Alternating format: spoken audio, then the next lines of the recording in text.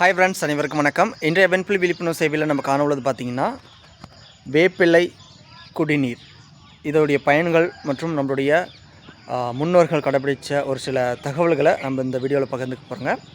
அதுக்கு முன்னாடி நம்ம சேனலை சப்ஸ்கிரைப் பண்ணி சப்போர்ட் தாங்க. ஏன்னா அப்போ தான் நம்ம போடக்கூடிய வீடியோக்கள் அனைத்தும் நீங்கள் மிஸ் ஆகாமல் பார்க்க முடியும். அதே போல் இந்த வீடியோக்கள் நம்ம போடக்கூடிய ஒவ்வொரு தகவல்களையும் முழுமையாக பார்த்தா தான் உங்களுக்கான அந்த புரிதல் கிடைக்கும். பாதியில் நீங்கள் ஸ்கிப் பண்ணிட்டு போகிறீங்க அப்படின்னா அது தப்பாக பயன்படுத்துவீங்க. அதனால் என்ன பிரச்சனைகளுக்கு ஆளாயிருவீங்க. ஏன்னா நம்ம தற்சார்பு வாழ்க்கை முறையில் இயற்கையோட ஒன்றிணைஞ்சு வாழணும்னா அதுக்கு முதல்ல நம்ம ப்ரிப்பேர் ஆகணும். ஏன்னா நம்ம முன்னோர்களோட அழிக்கப்பட்டது இயற்கை வாழ்வியல். இப்போ நம்ம எல்லாமே செயற்கையில் வாழ்ந்துட்டுருக்குறோங்க. டக்குன்னு இயற்கைக்கு மாறினா அது ஒவ்வாமையாக தான் செயல்படும். அதனால் இயற்கையை பழக்கப்படுத்தணும். அதனால தான் நம்ம முழுமையாக அந்த வீடியோவை பாருங்கள். ஒன் பை ஒன்னாக தான் நீங்கள் புரிஞ்சுக்குவீங்க. இதோடைய நம்மளுடைய முன்னோர்களுடைய தகவல்களை நல்லாவே கிளியராக புரிஞ்சு அதன் பிறகு நம்மளுடைய தாக்கங்கள் எந்த ஒரு நோய்களுக்குமே வேப்பிலை குடிநீர் மிகப்பெரிய ஒரு வெற்றிகரமான ஒரு மருத்துவங்கிறத இதன் மூலியமாக புரிஞ்சுக்கலாம். சரி, இப்போ வாங்க நம்ம வீடியோக்குள்ளே போகலாம். வேப்பிலை குடிநீர் நம்ம வாரம் ஒரு முறை கட்டாயம் நீங்கள் எடுத்துக்கணும். நம்ம முன்னோர்கள் வேப்பிலையை காலையில் வெறும் வயிற்றில் மென்று சாப்பிட்டு தண்ணி குடிப்பாங்க. ஆனால் இன்றைக்கி நம்ம அவ்வாறு எடுக்க முடியல. ஏன்னா நானே ஸ்ட்ரெயிட்டாக வேப்பிலையை எடுக்கிறேன் அப்படின்னா அது பார்த்திங்கன்னா வாயில் கொஞ்சம் அலர்ஜி உருவாகிடுது. ஓகேங்களா? ஏன்னா சூடு தான் வேப்பிலை. அந்த சூடு கேட்டகரியில் தான் பார்த்திங்கன்னா பழைய காலகட்டத்தில் அம்மை நோய், இந்த டெங்கு, இதுமாரி ஃபீவர் சம்மந்தப்பட்டதுக்கெல்லாம் ஒரு அருமருந்தாக வேலை செய்யும். அந்தளவுக்கு கிருமியை அழிக்கக்கூடிய தன்மை இதுக்கு உண்டு. பிளட்டை பியூரி பண்ணுறதுக்கான தன்மை உண்டு. வயிற்றில் உள்ள பூச்சிக்களை அழித்து வயிற்றை சுத்தம் பண்ணக்கூடிய தன்மைகளும் இந்த வேப்பிலைக்கு உண்டுங்க. இப்போ நாம் எடுத்துக்கிற வேப்பிலை மலைவேம்பு, ஓகேங்களா? நிலவேம்பு. மலைவேம்பு நிலவேம்பெல்லாம் ஒன்று தான். அண்டு பாருங்கள், அங்கே தான் செடி வச்சுருக்கேன். நம்ம ஆஃபீஸுக்கு முன்னாடி என்ட்ரன்ஸ்லேயே ஒரு செடி வச்சுருக்கிறேன். இது கிடைக்காத பட்சத்தில் நாட்டு வேம்பு கூட நீங்கள் எடுத்துக்கலாம், ஓகேங்களா? அதாவது நாட்டு வேப்பன் செடி. இது நீங்கள் இப்போ டேரெக்டாக எடுக்க முடியாதனால இதுமாரி தண்ணியில் நள்ளிரவு ஊற வச்சுருங்க. இரவே ஊற வச்சுருங்க. ஒரு நைட்டு முழுசும் அப்படியே விட்டுட்டிங்கன்னா காலையில் இதில் உள்ள சைலங்கள் கொஞ்சம் இறங்கிடும். அது பிறகு நீங்கள் எடுத்து பருகலாம். இதே உங்களுக்கு நல்லா சூட் ஆயிடுச்சு, உங்களுக்கு எதுவும் ஒவ்வாமை இல்லை, வாமிட் வரல அப்படின்னா அந்த தலைகளை ஊறின தலைகளை லைட்டாக கசக்கி அந்த சாறு இன்னும் கொஞ்சம் எக்ஸ்ட்ராவாக அதில் இறக்கி விட்டுருங்க. இறக்கி விட்டுட்டு அதன் பிறகு வடிகட்டி நீங்கள் இதை பருகலாம். அந்தளவுக்கு இது பிளட்டை பியூரி பண்ணி தோல் சார்ந்த நோய்களை அனைத்தையும் குணமாக்கி உடம்புக்கு தேவையான நோய் சக்தியும் அதிகப்படுத்தும். எந்த ஒரு தொற்று நோயாக இருந்தாலும் ஃபீவரையே அழிக்குது அப்படின்னா நம்ம முன்னோர்கள் அனைத்துக்குமே இதை பயன்படுத்தியிருக்கிறாங்க. மேல் பூச்சாகவும் உள் மருந்தாகவும் மற்றும் கிருமி நாசினியாகவும் இதை பயன்படுத்தியிருக்கிறாங்க. வேப்ப எண்ணெய் கேள்விப்பட்டிருப்பீங்க, ஓகேங்களா? வேப்ப பூவோடைய மருத்துவம் கேள்விப்பட்டிருப்பீங்க. நிலவேம்பில் அந்த பட்டை, ஓகேங்களா? இதுமாரி கேள்விப்பட்டிருப்பீங்க. இதுமாரி நம்ம எவ்வளோ குடிநீர், இப்போ குறிப்பாக டெங்குக்கு நிலவேம்பு குடிநீர் கேள்விப்பட்டிருப்பீங்க. அதுமாரி இதெல்லாம் இயற்கையானது, ரொம்ப ரொம்ப நன்மை வாய்ந்தது. ஆனால் நம்ம பயன்படுத்தக்கூடிய அந்த தகவல்களை மறந்துட்டங்க. இது கிடைக்கிறது சிரமமாக நீங்கள் நினைக்கிறீங்க. சிட்டியில் ஒரு தொட்டி இருந்தால் போதுங்க. அதுமாரி ஒரு வேப்ப விதை போட்டிங்கன்னாவே அது பாட்டுக்கு நமக்கு தேவையானது. நம்ம என்ன வாரம் ஒரு முறை தானே எடுக்கிறோங்க. கிள்ளி விட்டால் மறுபடியும் அடுத்த வாரத்துக்குள்ள துளிர் விட்டுருக்கும், ஓகேங்களா? அதேமாதிரி இளம் குழந்தை தான் பயன்படுத்தணும். மேல் மருத்துவத்துக்கு மட்டும்தான் முத்தனை இலையை பயன்படுத்தணும். மற்றபடி உள்ளுக்கு எடுக்கிறீங்கன்னா இளம் கொழுந்தா, இதெல்லாம் இளம் கொழுந்து, ஓகேங்களா? ஐயோ, வேஸ்ட் ஆகிடுச்சே. அதே போல் நம்ம முக்கியமாக புரிஞ்சுக்கணும், இது வெள்ளிக்கிழமை நாளில் நீங்கள் பயன்படுத்துறது ரொம்ப ரொம்ப உகந்ததுங்க. சரி, என்னப்பா வெள்ளிக்கிழமை ஆன்மீகத்தை சார்ந்து போறிய அப்படின்னா நம்ம வீடியோக்களை பல மதம் சார்ந்த நண்பர்கள் தெய்வ நம்பிக்கை இருக்கலாம், இல்லாமல் இருக்கலாம். என்னையே கூட அவ்வளோவா தெய்வ நம்பிக்கை கிடையாது. ஒழுக்கத்துக்காக தெய்வத்தை நாடி நம்ம போவோங்க. சித்த மருத்துவத்தை சார்ந்து நம்ம சித்தர்கள் நாடினதுனால அதில் ஒரு சில தகவல்கள் தெரியும்னு சொல்லி தெய்வ நம்பிக்கை சார்ந்து முருகன் பக்தனாக இருப்பேன். மற்றபடி தேவையில்லாத மூட நம்பிக்கையெல்லாம் நமக்கு இருக்காது. அதை நான் இந்த இடத்துல பதிவு பண்ண விருப்பப்படுறேன், ஓகேங்களா? அது உங்களுடைய பாயிண்ட் ஆஃப் உங்களுடைய தெய்வ நம்பிக்கையை நம்ம எந்த இடத்துலையும் நம்ம முட்டுக்கட்டாக போட வரல. மூட நம்பிக்கை வேண்டாங்கிறத மட்டும் நான் சொல்லிக்க விருப்பப்படுறேன்.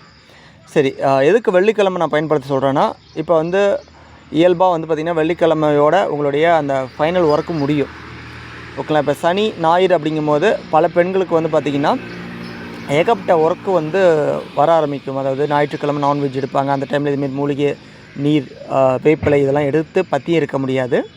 அதேமாரி மற்ற நாட்கள் திங்கள் செவ்வாய் இதுமாரி நாளில் ஸ்கூல் போகணும், இல்லை மற்ற நாளில் ஒர்க் பண்ண போவாங்க. அந்த நாள்லேயும் நீங்கள் ஒர்க் பண்ண முடியாது. இப்போ சனிக்கிழமையே ஸ்கூல் வச்சுட்டாங்க. வாரத்தில் 6 நாள்னா 7 நாளே கூட வேலைக்கு போகிறாங்க.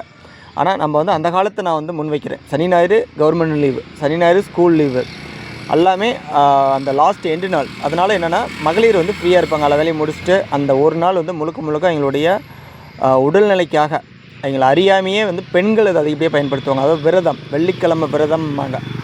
சாப்பிடாம கொள்ளாமல் ஒரு சிலர் ஒரு வேளை, ஒரு சிலர் 2 வேளை, ஒரு சிலர் சாயந்தரம் வரைக்குமே சாப்பிடாம கொள்ளாமல் இருப்பாங்க.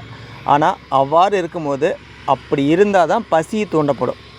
நீங்கள் பாட்டுக்கு டைமு பார்க்காம, அதாவது பசிக்காமல் நேரத்தில் ஸ்கூல் போகணும், நேரத்தில் ஆஃபீஸ் போகணுன்னு சொல்லி நேரத்துலேயே எழுந்திரிச்சு பசிக்காமே சாப்பிட்றேங்க. ஓகேங்களா? அதேமாரி தூக்கமும் அதே போல் தான், லேட்டாக தூங்குறேங்க. இது எல்லாமே நம்ம உடம்புக்கு கெடுதலானது தான். நம்ம முன்னோர்கள் வந்து பயன்படுத்தின வாழ்க்கை சூழ்நிலை முறைகளை நம்ம மாற்றினதுனால நமக்கு நல்லாவே தெளிவாக தெரியும். அந்த வகையில் வெள்ளிக்கிழமை விரதம் அப்படிங்கிறது அங்கே வந்து இதுமாரி வேப்பிலையை வந்து பெண்கள் பயன்படுத்தியிருக்கிறாங்க. ஓகேங்களா? அது இல்லாமல் சித்த மருத்துவத்துலேயும் வெள்ளிக்கிழமை வந்து அதிகப்படியாக வந்து சக்தி வாய்ந்ததாக கருதப்படுவாங்க. சித்தர்கள் வந்து ஒரு பச்சிலை வைத்திய முறைகள் கொடுக்குறாங்கன்னா அது வெள்ளிக்கிழமை, அமாவாசை, அதாவது விரதங்கள் கடைப்பிடிக்கக்கூடிய நாள்கள் மட்டும், பௌர்ணமி, அமாவாசை, வெள்ளிக்கிழமை நாட்கள் மட்டும்தான் சித்த மருத்துவம் அதிகப்படியாக வேலை செய்யும். காரணம், அந்த டைமில் நீங்கள் எந்த ஒரு நான்வெஜ்ஜும் எடுக்க முடியாது. ஏன்னா சித்த மருத்துவத்தோடு நான்வெஜ் எடுத்து நீங்கள் நேற்று எடுத்திருந்தாலும் இன்றைக்கி நீங்கள் சித்த மருத்துவத்தை பயன்படுத்திங்கன்னா வேலை செய்யாது. ஓகேங்களா? அதேமாரி இன்றைக்கி எடுத்துட்டாலும் பிரச்சனை. அதே போல் இதை எடுத்துகிட்டு, இந்த மெடிசின்ஸ் எடுத்துகிட்டு நாளைக்கே சித்த நான்வெஜ் எடுத்தாலும் பிரச்சனை. அப்போ என்னென்னா, வெள்ளிக்கிழமை நான்வெஜ் எங்கேயுமே பயன்படுத்த மாட்டாங்க. ஒரு ஆலயத்தை சார்ந்து ட்ராவல் பண்ணுவாங்க. நல்லா அன்றைக்கி வந்து பத்தியமாக உணவு உட்கொள்ளாமல் வீட்டு வேலையெல்லாம் முடிச்சுட்டு இதுமாரி ஒரு எக்ஸ்ட்ரா எனர்ஜி ஒன்று, அந்த விரதம் வந்து இருக்கிறதுனால எனர்ஜிக்காக இளநீர் குடிப்பாங்க, இல்லைன்னா பல வகைகள் சாப்பிடுவாங்க, இல்லைன்னா இதுமாரி நீராகாரம் தான் எடுத்துக்குவாங்க பெண்கள். அதில் வைத்திய முறைகள் எடுக்கிறீங்கன்னா இதை எடுத்துட்டிங்கன்னா நீங்கள் கம்பல்சரி நீங்கள் ஒரு நேரம் சாப்பிட வேண்டாம். ஏன்னா 2 in 1 தான். அதாவது நீராகாரம் மட்டுமே எடுக்கணும். இதுமாரி நம்ம வேப்பிலை குடிநீர் எடுத்தது பின்பு ஒரு 1/2 an hour கழித்து மற்றபடி நீங்கள் நார்மல் வாட்டர் எடுத்துக்கலாம், அல்லது ஃப்ரூட்ஸ் அண்ட் ஜூஸ் அப்படி எடுத்துக்குங்க. ஃபுட்டை முழுக்க அவாய்ட் பண்ணுங்கள். முடிஞ்சளவுக்கு ஒரு ஒன் டைம், நீங்கள் மார்னிங் டைமில் 1 time சாப்பிட வேண்டாம். இது நல்ல பாடியில் ஃபில்டர் ஆயிரும். ஓகேங்களா? பிளட்டை ப்யூரி பண்ணும். ஏன்னா நம்ம வந்து உணவுகள் கொடுக்குறாங்கன்னா நம்ம நோய் சக்தி வந்து என்னென்னா உணவுலேருந்து விட்டமின்ஸை வந்து பிரித்து எடுத்து அங்கே அந்த பாடி பார்ட்ஸ்க்கு வந்து அனுப்ப பார்க்கும். அதே நீங்கள் இதை மட்டுமே எடுத்துருக்கிறீங்க, வேறு எதுவுமே உள்ளுக்கு கொடுக்கல அப்படிங்கும்போது இதை மட்டுமே வந்து இதில் உள்ள தன்மைகளை வந்து இழுத்து மற்ற பேட்ஸ்க்கெலாம் அனுப்ப ஆரம்பிக்கும். இது வந்து எப்படின்னா வாட்டர் சர்வீஸ் மாரி நீங்கள் எடுத்துக்கலாம்.